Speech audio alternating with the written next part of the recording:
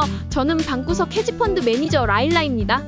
저는 미국에서 데이터 사이언티스트로 일하고 있는데요. 제 취미는 매일 주식 데이터를 받아 코드를 돌려 전략을 만들고 돈을 잃거나 벌든 제 돈을 투자해 전략을 실험해보는 것입니다. 오늘 다우 지수가 100포인트 넘게 상승하며 새로운 최고치를 기록했고, 이는 3주 연속 상승세를 보여주고 있습니다.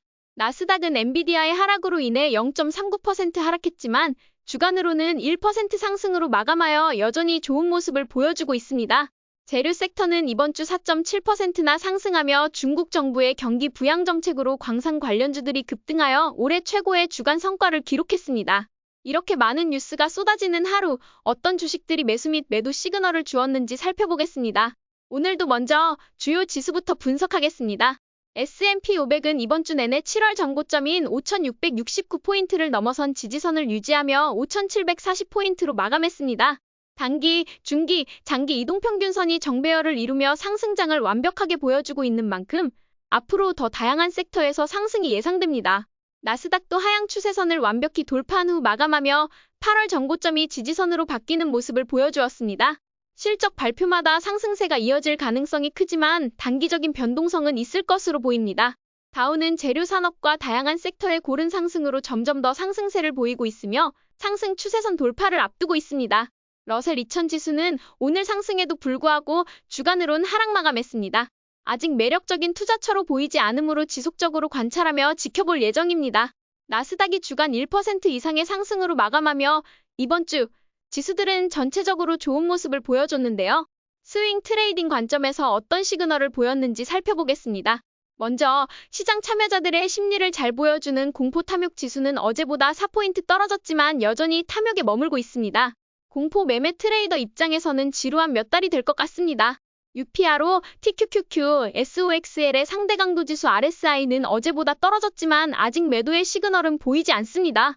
UPRO는 9월 12일 주요 이동평균선이 정배열을 이루며 상승 모멘텀 시그널과 단기 이동평균선 돌파 시그널을 보여줬습니다. 저는 9월 12일 매수한 이후 보유 중입니다. TQQQ 역시 9월 12일 매수 시그널 이후 추가적인 시그널은 없으나 공포 매수로 매수한 TQQQ를 보유 중입니다. 현재 매도의 시그널은 없습니다. SOXL은 오늘 약간 하락했으나 50일 이동평균선 위에 있으며 단기 및 중기 이동평균선이 크로스오버 직전입니다. 저는 SMH를 보유 중이며 매도의 관점으로 보지 않습니다. 스윙 트레이딩 시그널을 요약하면 오늘은 시그널이 없으며 보유 관점만 나타나고 있습니다. 이제 주요 자산군과 매그니피센트 7 그리고 섹터들의 상승 모멘텀에 대해 알아보겠습니다. 모든 자산군, 심지어 비트코인까지도 상승 모멘텀을 보이고 있습니다. 지금은 두려워하며 매도할 때가 아닙니다. 오늘은 비트코인 ETF에 대해 살펴보겠습니다. 어제 비트코인 ETF가 상승 모멘텀을 돌파했을 때 매수했는데 오늘 그 돌파를 넘어서는 종가로 마감했습니다. 다음 주에도 시장 심리가 긍정적으로 유지된다면 주요 시그널이 발동될 때마다 추가 매수할 계획입니다. 저는 7월, 8월, 9월에 공포 심리로 매수한 비트코인 ETF를 10% 수익률을 달성한 후 거의 매도한 상태입니다. 구글을 제외하고 현재 모든 매그니피센트는 상승장에 있는데요. 오늘은 구글, 엔비디아, 마이크로소프트에 대해서 살펴보겠습니다. 구글은 오늘 상승했지만 상승 모멘텀을 돌파하지 못하고 지지부진한 모습을 보였습니다. 주요 이동평균선이 역배열을 이루며 하락 모멘텀 시그널이 발동되었습니다. 월요일에 이 하락 모멘텀이 이어지면 풋 옵션을 발동할 예정입니다. 엔비디아는 수요일과 목요일에 상승을 돌이키며 마감했지만 화요일에 돌파는 유지되었습니다. 저는 화요일 종가에 120달러에 매수했는데 엔비디아가 강하게 돌파를 유지하며 마감했으므로 보유할 예정입니다. 저는 9월 13일에 마이크로소프트가 다시 돌파하는 것을 확인하고 진입했는데요.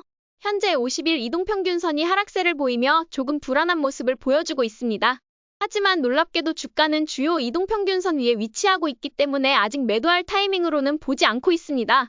마이크로소프트는 배당 성장주이기도 해서 만약 하락 모멘텀에 들어간다 하더라도 손절보다는 보유 관점에서 계속 가져가려 합니다. 에너지 주식들은 상승했지만 여전히 하락 모멘텀에 있습니다. 오늘은 헬스케어 ETF, XLV, 차이나 인터넷 ETF KWEB, 광산 ETF XME에 대해 살펴보겠습니다. 먼저 이번 주 섹터들의 성과를 보면 헬스케어 주식들이 가장 부진한 모습을 보였습니다. 헬스케어 섹터는 작년 2023년 11월부터 꾸준히 상승세를 이어왔기 때문에 최근에는 수익 실현을 위한 매물이 나오며 쉬어가는 모습으로 보입니다. 모멘텀 초기에 진입하신 분들은 아직 상승 모멘텀을 유지하고 있으니 보유의 관점으로 보시고, 최근에 트레이딩 관점에서 진입하신 분들은 리스크 관리가 필요한 시점일 수 있습니다. 지난 1년간 헬스케어의 상승을 주도한 두 개의 리더 주식 노보노디스크와 일라이 릴리를 살펴보면, 먼저 노보노디스크는 이제 완전히 하락 모멘텀에 진입했으며 오젬픽과 위고비 관련 부작용 뉴스가 나오면서 차익 실현 매물이 많이 나오고 있습니다. 저는 7월에 이미 노보노디스크 주식을 정리했기 때문에 당분간 하락 모멘텀에 들어간 주식은 쳐다보지 않으려고 합니다. 헬스케어 대장주인 일라이 릴리도 오늘 트레이더들의 차익 실현 매물이 나오면서 50일 이동평균선 아래로 마감했습니다. 일라이 릴리의 약물 포트폴리오는 상당히 강력하며 노보노디스크의 악재에도 크게 하락하지 않았습니다. 지난 몇 년간 꾸준히 S&P 500을 능가하는 수익률을 보여왔기 때문에 이번 하락도 7월과 8월의 하락처럼 단기적으로 끝날 수 있습니다. 하지만 현재 투자할 종목이 많은 상황에서 굳이 상승 모멘텀에 힘이 약한 주식에 들어가기보다는 다른 섹터에 투자하는 것도 좋은 방법일 수 있습니다. 다만 저는 배당 관점에서 일라이 릴리가 조금 더 하락했을 때 배당금 펀드에 투자할 계획입니다. 결론적으로 헬스케어의 두 대장주가 모멘텀이 흔들리는 모습을 보이고 있으니 헬스케어 주식을 트레이딩 하시는 분들은 계속 주의를 기울여야 합니다. 하지만 배당 투자자들에게는 하락이 오히려 좋은 매수 기회가 될 수 있습니다. 중국의 경기 부양책과 관련된 정책 덕분에 중국 관련 주식들이 크게 상승했는데요. 특히 KWEB, 차이나 인터넷 관련 ETF를 살펴보면 이번 주에 엄청난 상승을 기록하며 월간 정고점과 5월 정고점을 돌파한 후 주간 마감을 했습니다. 화요일에 돌파 시점에 매수하는 것이 가장 좋은 타이밍이었으며 5월 정고점을 돌파했을 때도 좋은 매수 기회였습니다. 저는 미국에 사는 중국 친구들로부터 들은 소식을 바탕으로 중국에는 투자하지 않기로 결정했지만 이미 보유하신 분들은 축하드립니다. 중국의 경기 부양책의 영향으로 광산 ETF인 XME도 상승하며 돌파했는데요. 사실 저는 오늘까지 이 ETF의 존재를 몰라서 투자하지 못했지만 앞으로 누가 대통령이 되든 미국의 제조업 확대와 중국의 부양책 덕분에 재료 및 광산 관련 주식들이 다시 상승할 가능성이 높아 보입니다. 지난주 150일 이동평균선을 돌파했을 때가 가장 좋은 매수 타이밍이었고 현재는 상승 모멘텀에 진입하기 직전이므로 아직 매수 기회가 남아있는 것 같습니다. 현재 정고점을 테스트하고 있는 상황에서 이 저항을 돌파한다면 매도 세력이 거의 사라질 가능성이 커 보입니다. 하지만 아직 확실한 돌파가 이루어지지 않았으므로 당분간은 지켜보며 신중히 판단할 계획입니다. 그럼 이제 오늘의 매수와 매도 내역을 살펴보겠습니다. 오늘은 공포에 매수한 비트코인 ETF인 IBIT 10% 수익률에 도달하여 매도하였습니다. 저는 이 전략을 통해 꾸준히 수익을 얻고 있는데 특히 최근 시장에서 공포 심리가 커질 때마다 매수를 진행한 덕분에 이번에도 안정적인 수익을 실현할 수 있었습니다. 모멘텀 트레이딩에서는 화요일 반도체의 상승과 함께 시장이 다시 공격적 시장이 됐다고 판단해 어제 비트코인 ETF IBIT를 오늘은 마이크로스트래티지를 상승 모멘텀 2단계로 판단하여 장 초반에 매수했습니다.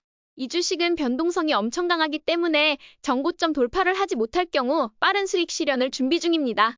그리고 마지막으로 오늘도 적립식 투자펀드에서 4개의 ETF를 자동으로 투자했습니다. 오늘의 결론은 S&P 500 월요일, 나스닥 화요일, 비트코인 목요일, 러셀 2000 금요일로 이어지는 상승 트렌드가 뚜렷하게 나타났다는 점입니다. 전 섹터에 걸쳐 고르게 상승세가 이어지고 있으며 단기적으로는 이 흐름을 지켜보며 신중하게 접근할 필요가 있습니다. 따라서 다음 주는 잠시 관망하며 다양한 sek터의 움직임을 분석하고 공부하면서 시그널이 나오면 지속적으로 매수하는 것을 놓치지 않겠습니다. 역시 시장을 예측하려 하지 말고 스마트 머니의 흐름에 올라타서 꾸준히 수익을 창출하는 방법을 공유드리겠습니다. 오늘도 저희 전략이 재미있으셨다면 좋아요와 구독 버튼 눌러주세요. 지금까지 방구석 헤지펀드 매니저 라일라였습니다. 감사합니다.